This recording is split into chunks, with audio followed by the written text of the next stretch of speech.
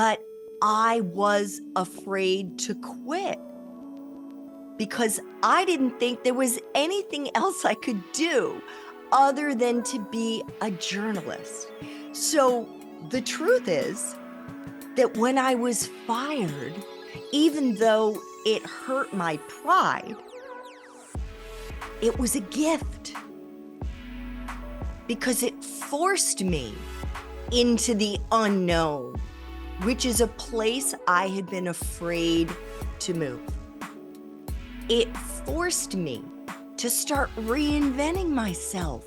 And I am so grateful today to that man who fired me, because he is the one who helped me to start the journey of reinventing myself and moving more and more into my soul's purpose.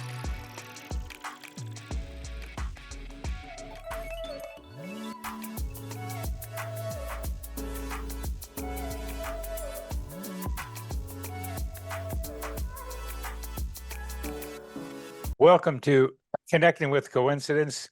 I'm your host, Bernard Beitman, and it's really good to have you here with us. I just came back from Europe. I gave a talk on synchronicity in England, near London, and another one in Denmark, in a town which most people here haven't heard, U.S. It's the second largest town in Denmark, called, if I say it right, Aarhus. I like this guy says Aus. That's an easy way of saying it. It's west of Copenhagen, and it's on a peninsula called Jutland, or Jylland, as they say there. And it was a wonderful time. Many people who go to Denmark and Iceland talk about how wonderful they are treated, how wonderfully they are treated. And that was my experience there. I'd like to go back. Please like and subscribe. You know, that really helps us go if you like, subscribe, and also getting more and more people sending in comments, which is really fun because I get to respond to them. And the last post I did was, what are your coincidence patterns? And it's an important thing to be able to try to figure out, what are the patterns of your coincidence patterns? Well, our guest today is Andrea Koppel, who is host of the Magic Life podcast and founder and CEO of College to Career Academy, which inspires and supports college students and recent grads to stop being afraid of their futures and start getting excited about all the serendipitous things that can happen, the magic that awaits them. Andrea has been named a top job search expert on LinkedIn. Prior to becoming an ed tech entrepreneur, career coach, and podcaster, Andrea zigzagged her way across several industries, and she was on CNN for quite a while. That is the cable news network, in case those of you don't know what it is. And she was an award-winning correspondent, traveled all over the world, meeting all kinds of people. But then she pivoted from journalism into public relations and eventually moved into the nonprofit world. And here she is with us now. And it's a delight to have you, Andrea. Welcome to Connecting with Coincidence. And it is no coincidence that I'm here, Dr. Beitman. And you know why it's no coincidence that you're here, Ms. Koppel. We arranged I certainly do. No. It's because I went running one day and had just started going long enough in my runs that I could actually listen to a decent length podcast, and was scrolling and just randomly picked an episode of the Mel Robbins podcast. And she cited you and your research. And I said, well, I got to find this Dr. Beitman. He's right up my alley. So I got back, from my run. I Googled you, reached out, and then you came on This Magic Life, my show, and you invited me to come on yours. I forgot about that. I don't think I told you, but the daughter, maybe I did, the daughter of my main high school girlfriend also saw that show, Mel Robbins, or listened to it and contacted me. And that's a long story, but the coincidences involved with that so that I could catch up with what happened to her mother, who I really loved in high school and messed me up really good. She really did, and messed up her daughter. So Mel Robbins is having, Mel, thank you very much for what you're doing, but not knowing. And that's the fun thing about it. Sometimes people like you and me doing stuff and we never know what happens out there. But now here, Exactly. here we have some results.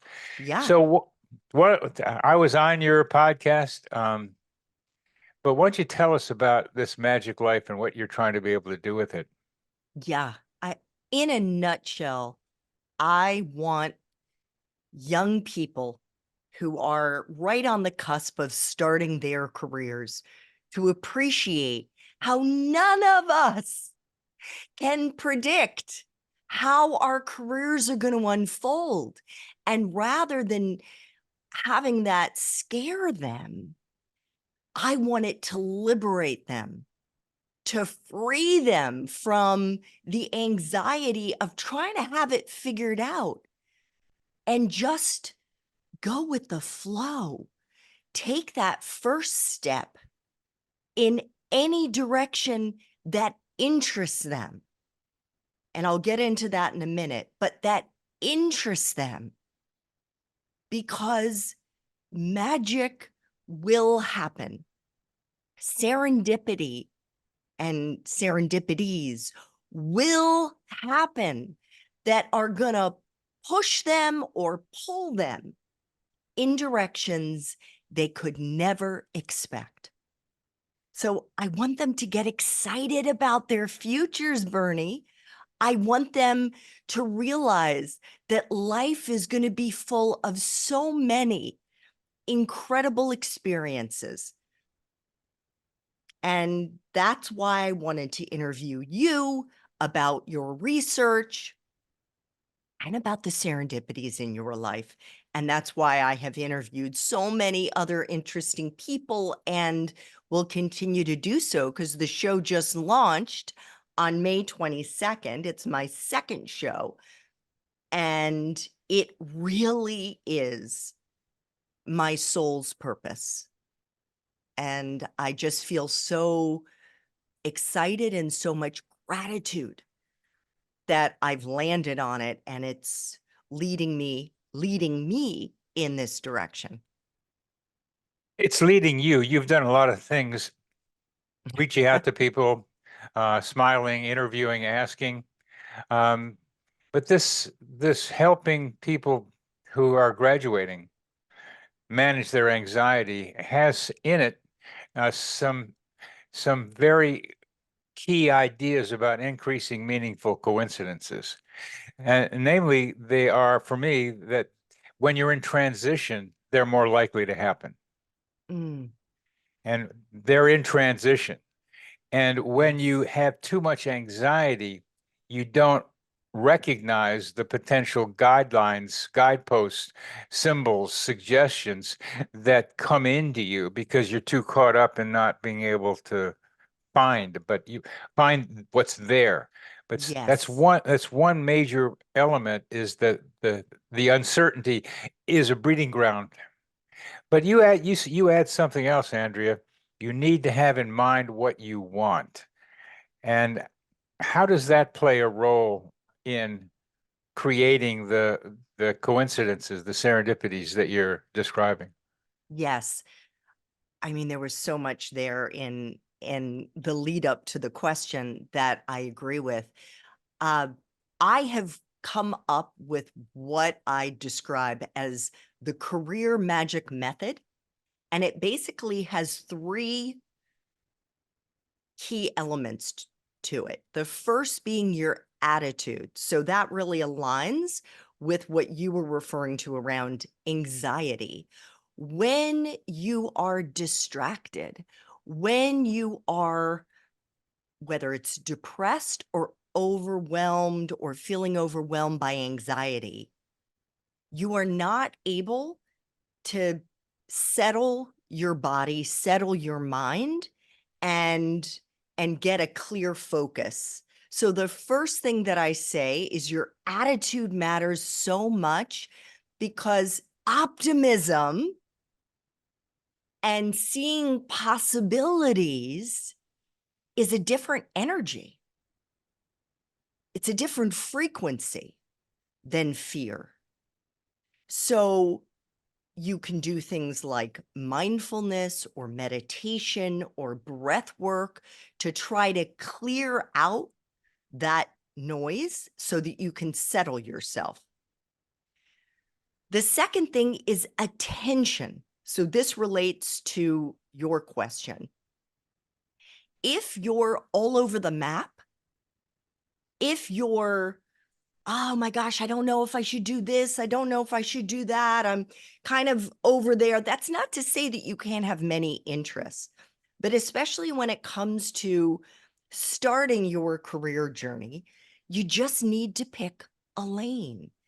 And there is no such thing as making a mistake. No such thing. Because our quote unquote mistakes or the fails are lessons that are further leading us towards our purpose and also to uncovering our passion.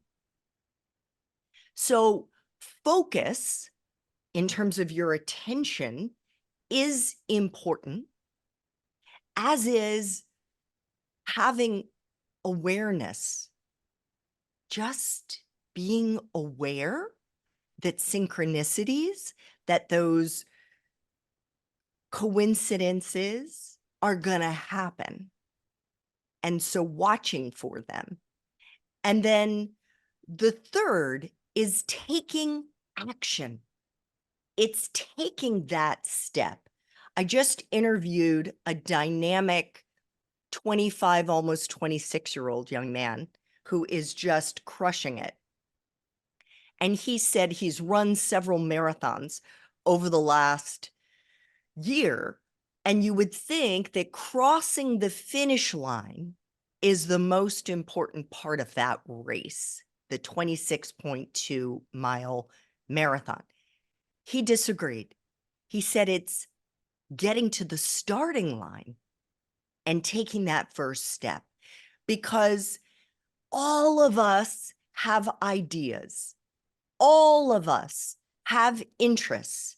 But unless you get on the plane to go to England and Denmark, unless you read that book that's been sitting on your coffee table or next to your bedside, unless you go to the party that you were thinking, oh God, I'm just, it's raining outside and I just don't feel like, unless you take action and put yourself in situations where the magic can happen, where the serendipities, where you're going to meet people who you wouldn't otherwise have met, or whether you're going to get exposed to ideas that you might not otherwise have explored.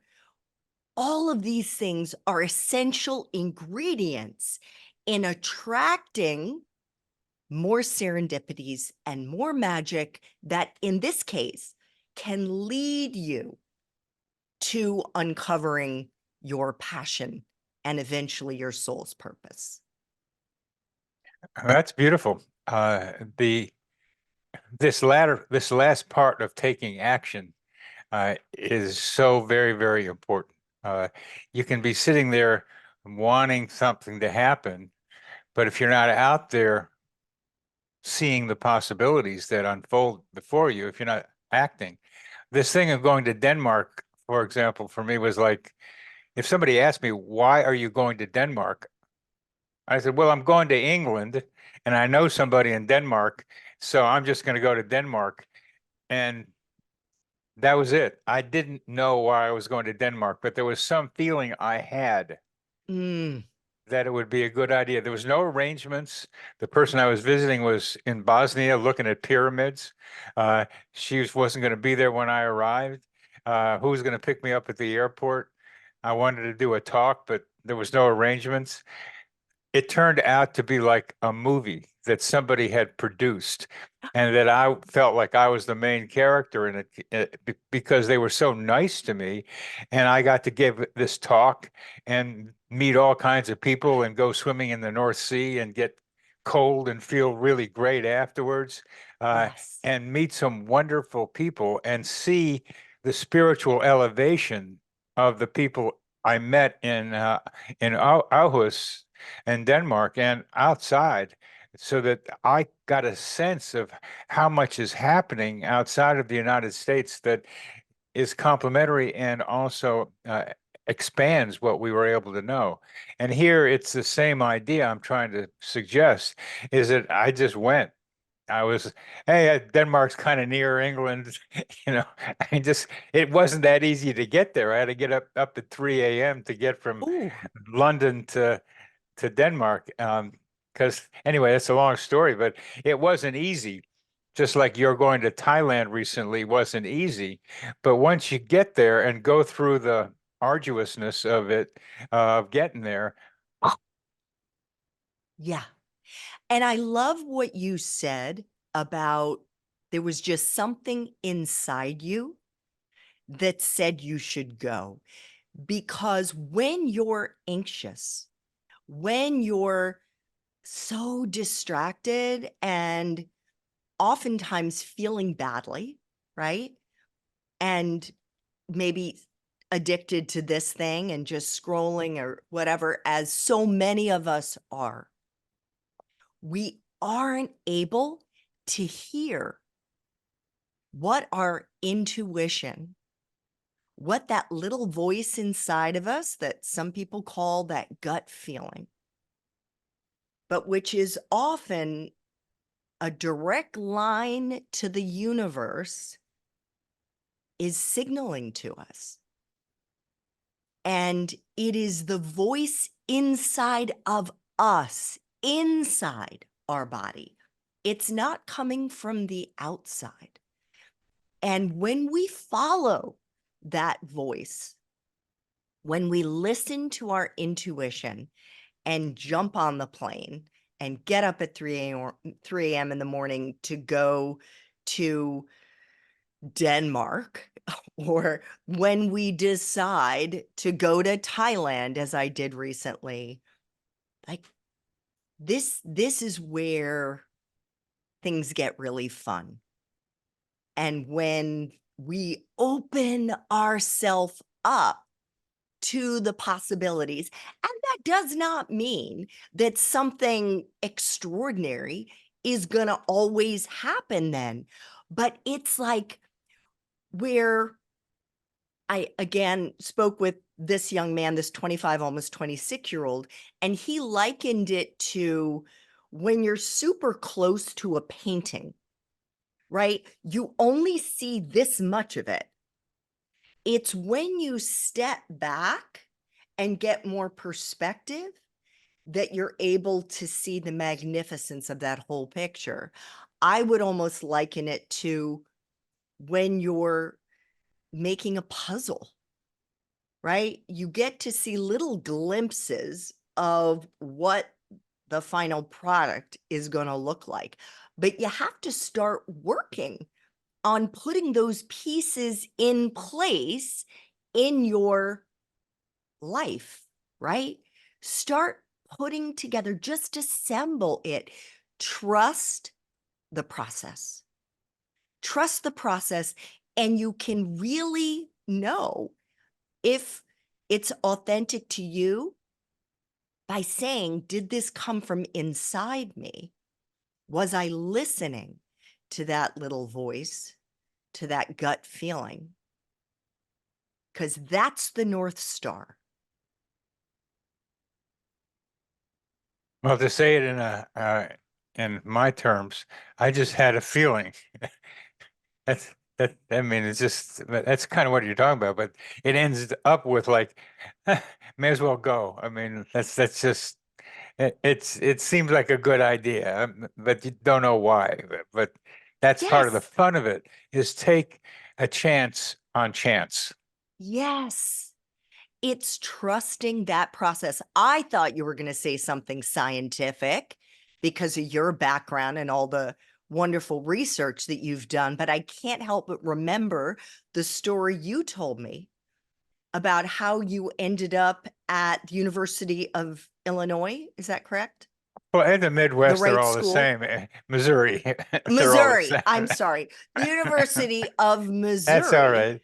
I mean, And when you're in how New York, it's all just Oh, over come on. there. There are a lot of universities, but I'm just thinking Uh, about your intuition telling you before you had left your last post at the University of Washington. I got that right.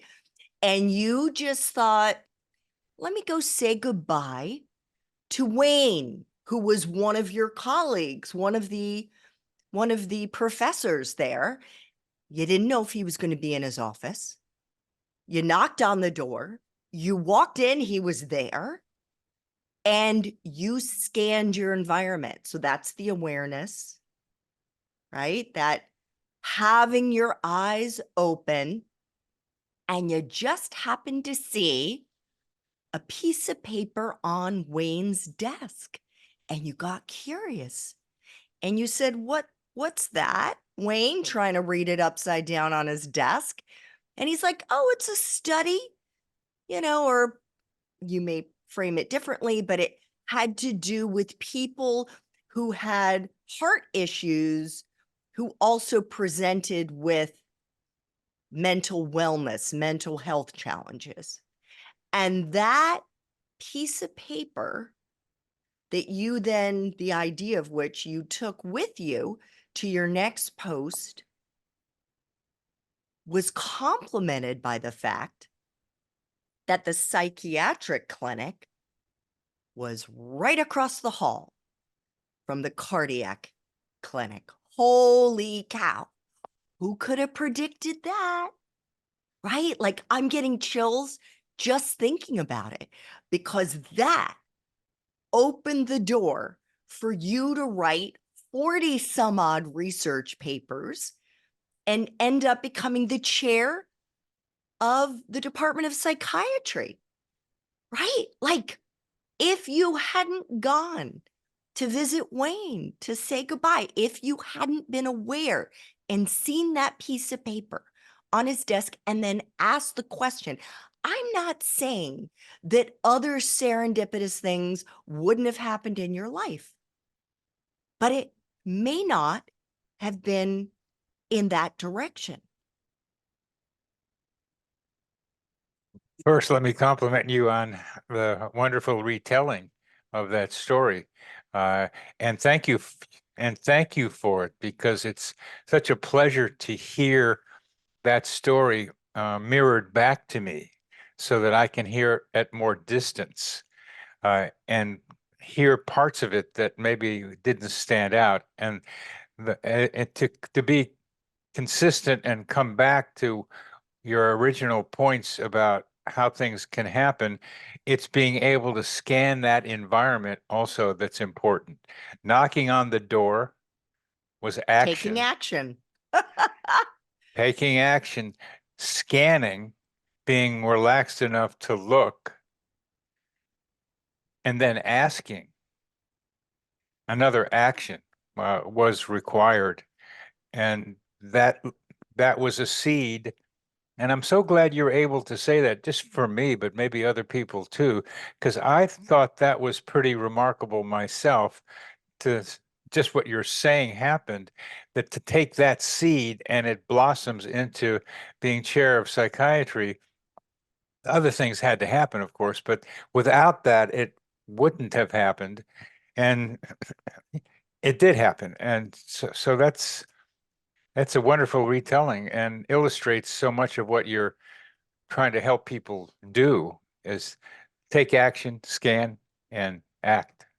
I Yeah. mean, And if I could just make one other point, because that example was just so rich, and it's one of many reasons that I love interviewing for This Magic Life and bringing stories like yours to my audience. And that is what preceded your leaving the University of Washington, in your words, was the fact that you got fired. You didn't get tenure there. You could have seen that, right? Like a dog with its tail between its legs, feeling dejected, feeling angry, feeling jealous of Wayne, who got to stay there and whose career was thriving in another way. But instead of having a negative attitude, right? Getting back to that first A, you led with curiosity and optimism and graciousness and wanting to say goodbye to somebody whose company you had come to enjoy. And you walked into that. And that is so important, because most of us, and I'll share an example of a big fail in my life. You mentioned my time at CNN. I had been there for 14 years. I had been a foreign correspondent in China and Japan. I was promoted to be the network State Department correspondent. At that time, I was told by one of CNN's presidents, I was a star in the making. Okay, then fast forward, the new president of CNN decided I wasn't his cup of tea, and he fired me. He didn't renew my contract, and I was let loose. I could have, and I did feel badly for a period of time because it was leaked to the media. I was embarrassed. They let it be known that they didn't renew my contract. And, it was a brief period in my life in which I was not feeling awesome about things. But I quickly picked myself up. I brushed myself off and I followed my curiosity. I started meeting with people for cups of coffee, for lunch, and asking questions. What do you think I could do with my background? I had only ever been a journalist. What other types of industries do you think I could explore? And a girlfriend of mine who I had dinner with one night said, well, why don't you meet with, and she mentioned the name of this man who is or was the husband of a colleague of hers. And he ran a PR firm that only worked with nonprofits and foundations. And I was like, wow, that's kind of interesting. That really aligns with my values. I'm very interested in service, in helping others. And so I called him up, or I emailed him. We ended up deciding I'd come to his office just to learn more about what his firm did. And wouldn't you know, after about an hour of chatting with him, he said, Andrea, we have somebody who's currently leading our communications team, but honestly, she's not working out. I actually think you'd be great for the job. Now, this job wasn't posted anywhere. It was what we call a hidden job. And I ended up going to work there, Bernie. I worked there for almost 2 years, leading communications. That's a whole nother story. But I shared this as an example of how serendipities happen. I had no idea that this guy was going to offer me a job that wasn't posted, that didn't even exist. But it ended up opening a whole nother sort of career in my journey. And I really enjoyed it. I didn't love it. And we ended up parting ways after about a year and 9 months. And then I ended up going to work for one of the nonprofits that I had brought on as a client. But this is the way the universe works. This is the way that magic works, that serendipities and synchronicities work. My favorite metaphor for that is like being in a coincidence jungle, and you swing from vine to vine, and you hang around on a tree with some other monkeys, and then you jump for another vine that seems to be moving, and you go to the next one.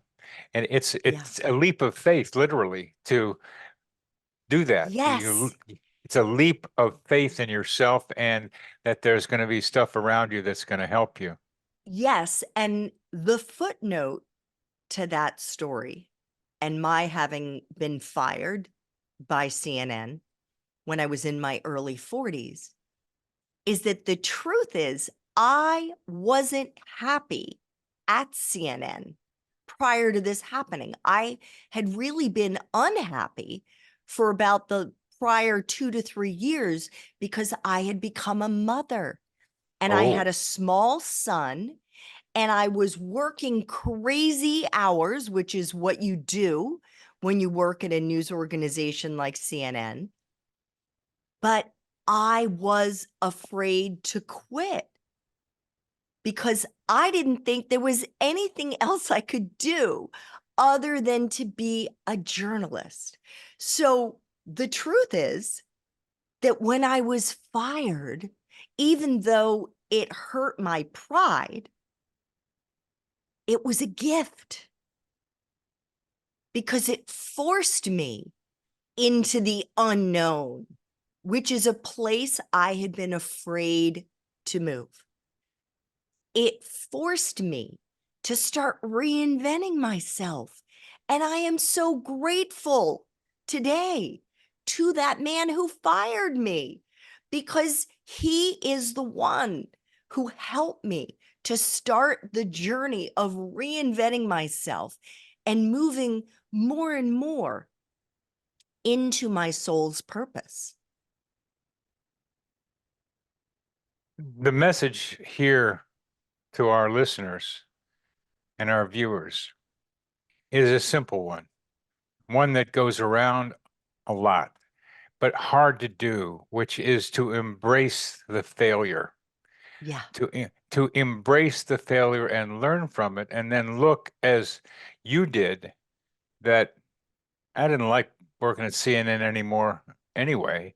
right. But I was too scared to, and if I would have stayed at the University of Washington, I would have been miserable. They did me a favor too. So to be able to look at being fired as a positive isn't, it's not always the case, and I want to emphasize that. But when it happens, to not involute, but to exvolute. I don't know that word, but it would be the Oh, opposite. I was like, what is involute? But I'm guessing it's to turn inside and feel sorry for yourself. Yeah, yeah. And exvolute would be the opposite, but that's a word I just made up, but probably around there. But to It be works. able to be more expansive, to Yeah, do what you did, which was to talk to people. What else can I do? And my husband has a friend that is how you got to the nonprofit arena. And for me, my wife was very unhappy in Seattle. She was from Texas and couldn't stand the gray. And so she was delighted to move to someplace near her relatives that had sunshine. She got down on the ground and said, "Hallelujah, free at last," because she was free from that awful grayness, which I liked. So that it was her turn to have a place that she liked, and that's what she got. And I thrived there, as I mentioned. So that these are to be able to just give it up especially if you don't really want to be there, and embrace the options are what we're talking about here, that failure can't make it so I didn't, they don't like me anymore. Right. How embarrassed is it? You go through that. Yeah. Nobody really cares that much after a while anyway. It's all about you in that embarrassment. And then keeping your eyes open, which you did. You did, and you not only kept your eyes open, you kept looking to people for options, and then you found one. You acted. I don't know. It appears to me that you and I share this emphasis on action, which not everybody does. There's this idea of manifestation that you can sit there and it happens. And maybe it happens sometimes as it comes by, but being able to be out there, you've traveled a lot. I traveled a lot. We're used to moving. So if you're not used to moving, it's a little bit of a problem, but you got to still do it. Yes. And I would say my interpretation and the way that I use manifesting and Hmm. certainly try to cultivate that practice is that I think that falls into the attention. So, right, we've got attitude, attention, and action. And your attention is your focus and it's your intention. So, manifesting, I think, works very well. And the retreat I went to, I was studying with a woman who's really an incredibly gifted and serious tantrika. And she would What is say that? What is that? tantra. So Yeah. it's the philosophy that um, it's actually a part of Hinduism. And it's a spiritual practice that involves energy and a whole bunch of other stuff. Okay. But in terms of manifesting, your intention, your focus is really important. So, if we're going to go back to the example of my job searching, my intention was to find a job I will enjoy that will tap into the skills that I have and lead me in a direction where I felt good, that was aligned with my values. So that's where the manifesting and having a clear focus on what you want. Now, the picture came into focus the more people I spoke with. So manifesting, I think, works when you have that clear intention, really clear, and then you do something about it. So you expose yourself to new people, to new teachings and learnings and opportunities. You don't always have to get on a plane and go to England and Denmark or Thailand, but you get outside of your own space and interact with people and with ideas and broaden your horizons. I found um, again, you might call it scientific, I'll call it practical way to think about manifestation. Um, there's there's there's all kinds of coincidences happening in our lives. Because coincidence is an intersection of two or more events, sometimes in a surprising way. But if you don't notice it, you don't, it's not going to be meaningful. You got to notice it. So that's where you're talking about attention. But the idea of attitude or manifestation seems to revolve around having an idea, and this is what you're talking about manifesting. But when that idea manifests itself, if you don't have the idea in your mind, you're not going to recognize it. Yeah. You have to have the idea to be able to recognize that's the idea I want. Yes. And here's an example that I'll share that I did not appreciate was um, a variety, a whole series of serendipities that happened that led me to what was my first real career in journalism. And it involved very quickly, I thought I was going to be a diplomat. I took the Foreign Service exam my senior year in college and I failed it. The Peace Corps came to recruit on campus. I thought, well, I was up for an adventure with becoming a diplomat. I wanted to experience other cultures. This sounds like a type of an adventure that I might like. I applied to go to Nepal. I was accepted. And then a month before I was supposed to leave, some guy who's painting my parents' house mentions to them that his buddy said there had been some acts of violence against American Peace Corps volunteers in Nepal. I confirmed it. So there my plan B goes sideways. And what happens? But a friend of my parents who lived in China happened to be in the US. And he had just come from New York and he was visiting our family. And he's like, oh, Andrea doesn't have a job. And he knew that I had studied Mandarin Chinese in college. And he said, I just met this woman in New York who only hires young women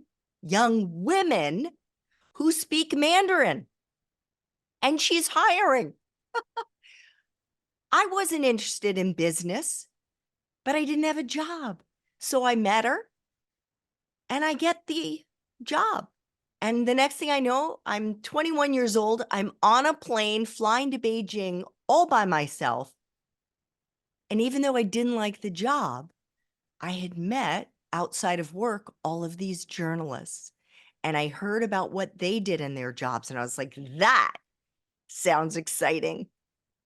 And so after 6 months, I quit that job. I moved back to the States, and that became my career for the next 20 years.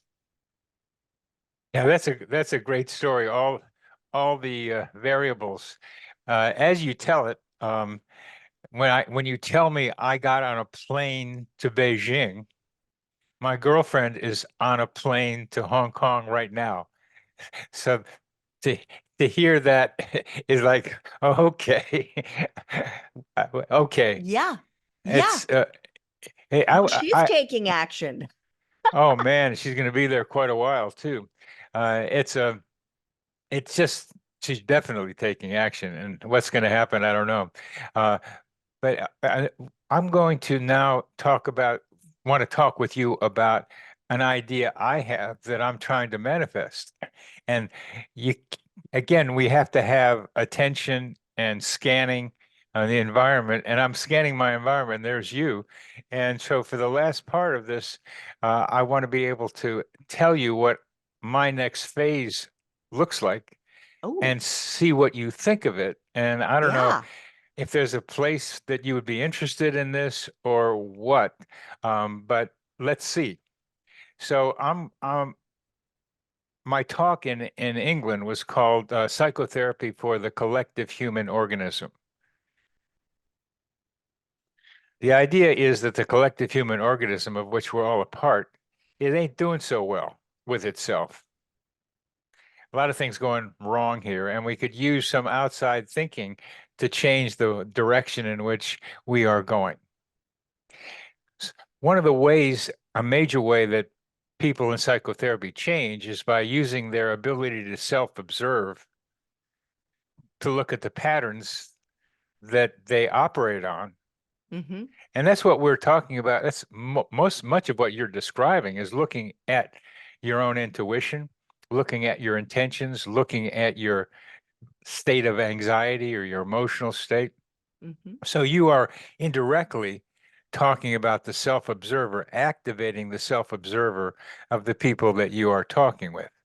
So Mm-hmm. I'm asking you at this point to be more conscious of your self-observer because you are, but you haven't named it.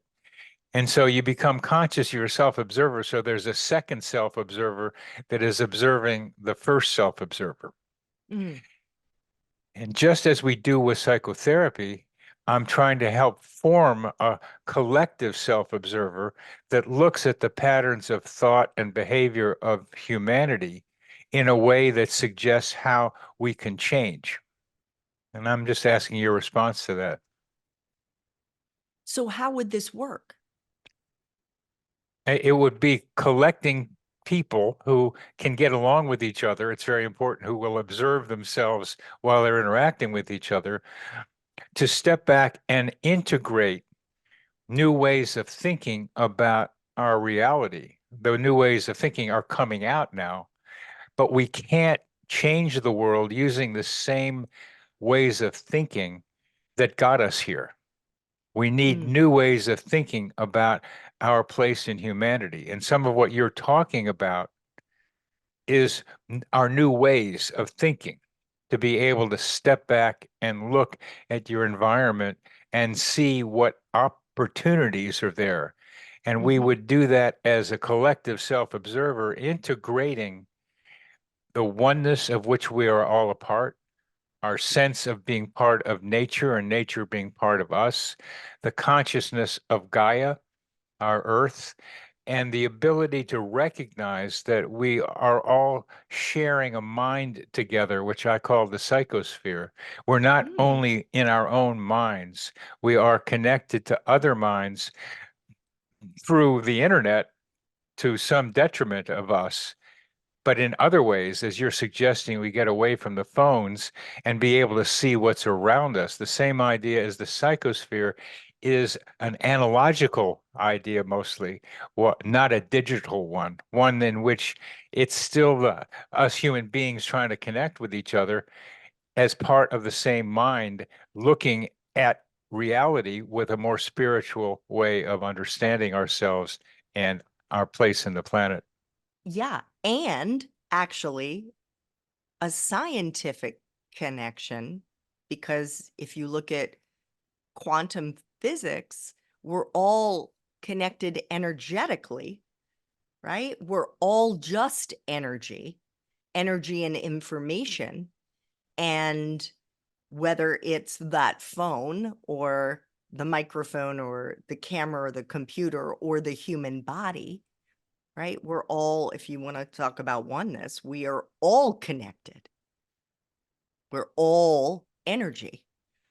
So what would we do as the collective? What would we do with this group that has this other level of awareness? It begins just the way you did, Andrea, is like trying to talk about what you think is different from what we're being taught by more conventional science. And you just did.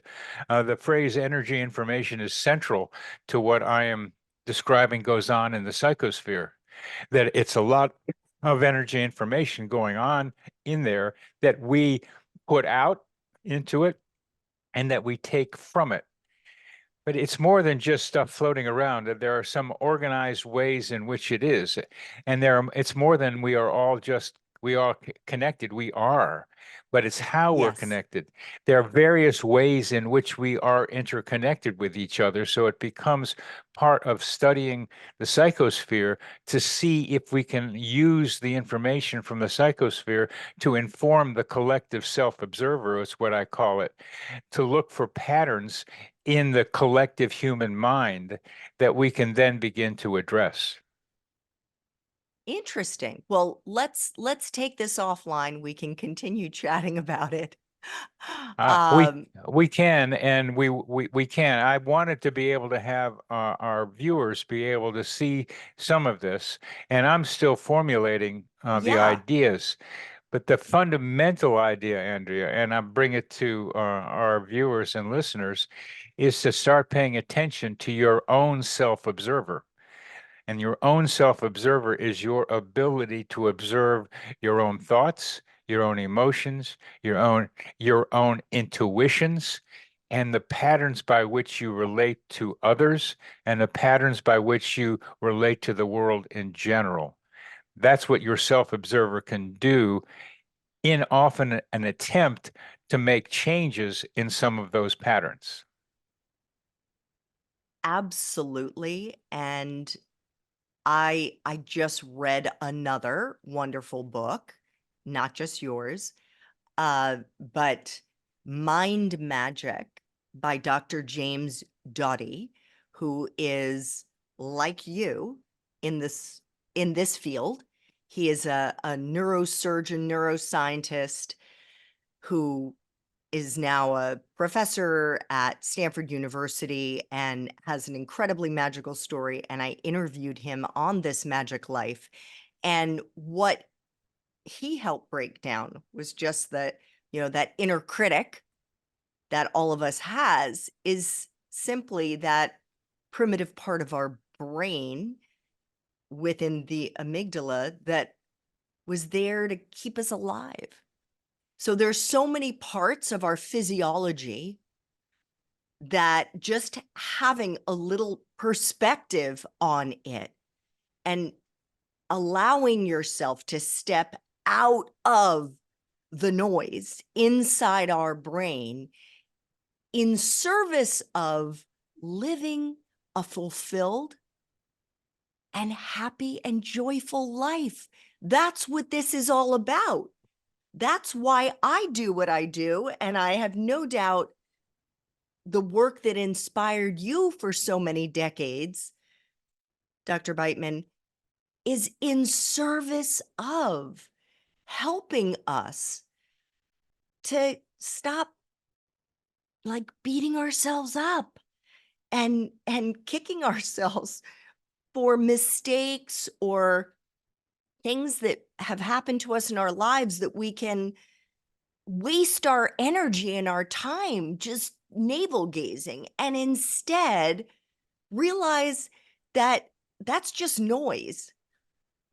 And all of us have the opportunity and the ability to find our passion, find our purpose, and move in that direction. And the universe is going to set you up to live a joyful life. And there are tools out there to help you. And so having the right attitude, having that curiosity, that resilience, that optimism, and having that intention and focus to lead you, and then taking action in the general direction of those interests and that intention is going to lead you to a life that is full of amazing and wonderful opportunities.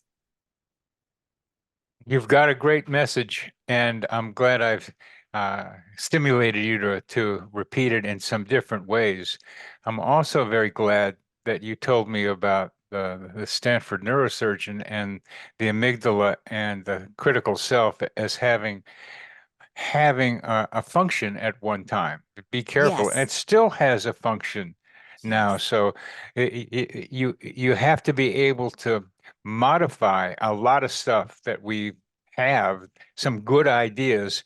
Uh, uh, there are some good ideas that get exaggerated and get misused, and to have this have you tell me about the primitive usefulness of the critical self is really important in my thinking. So I'm glad I Mm, initiated this part of this thinking, of this part of this discussion, because there is the critical self and there's the more neutral self-observer who can notice what the critical self is doing and begin to shave off the unnecessary negativity, which so many of us have, but retain the good part of it, which is you shouldn't do that again. Or right. that wasn't a good idea. To be able to take the good part of that. That's the self-observer observing the critical self. Yes. And it's because that part of the brain is now maladaptive. So there are aspects that are valuable, but to have that perspective and that awareness to know that too much of it, just like too much chocolate cake or too much cookies and cream ice cream, isn't good for you. Too much of the criticism is also not healthy. And it's like a broken record. You just lift the needle off the record. Yeah. Yeah, and it's this discernment is really important to discern where that critical self is really helpful and where it isn't, and peel off the rest of it. And Exactly. as we get toward the end of this, I wanted to mention a couple of patients of mine who are very self-critical. Um, and it's not easy to peel away the excessive criticism. You can say, oh, well, go ahead and get rid of that. You've got to discern. Well, they both know that they overdo it, but they don't know how to change that. Mm. They don't know how. It's very easy for one of these people's other therapists to say, oh, just stop doing it. Well, that doesn't work for a lot of people. So what I did with one person was realize as he was telling me about his self-criticism, a lot of it, I got an image of him whipping himself, Oh. flagellating himself, punishing himself. Well, that turned out to be a key metaphor for him because he feels unlike an apostate, like he's abandoned the church, which he has. Ah. He has abandoned the Presbyterian church in which his father is a part of, his mother is a part of, his brother's a part of, and he feels guilty about that. And he also Mm. feels like he's excluded. He decided himself, so he's not part of the group anymore. So he's punishing himself. And around right before we had this discussion, someone sent him a quote, a passage from Ecclesiastes, which talked about the the importance of being able to be weak so that Jesus could come into you to fill the strength for you. Well, that meant something to him in the direction we were talking about. He'd lost his faith, so therefore he was weak, but he has to Mm. find his faith in a different way. And that led him to be able to take some action that he wasn't able to do before. Yes, one of many reasons, and I love that example. When you have a great therapist to guide you and help you see the pattern in your life and also maybe the context for why your inner critic may be focusing in an unhealthy way. Because as you know far better than I'm an armchair psychologist because I've had 12 years of therapy.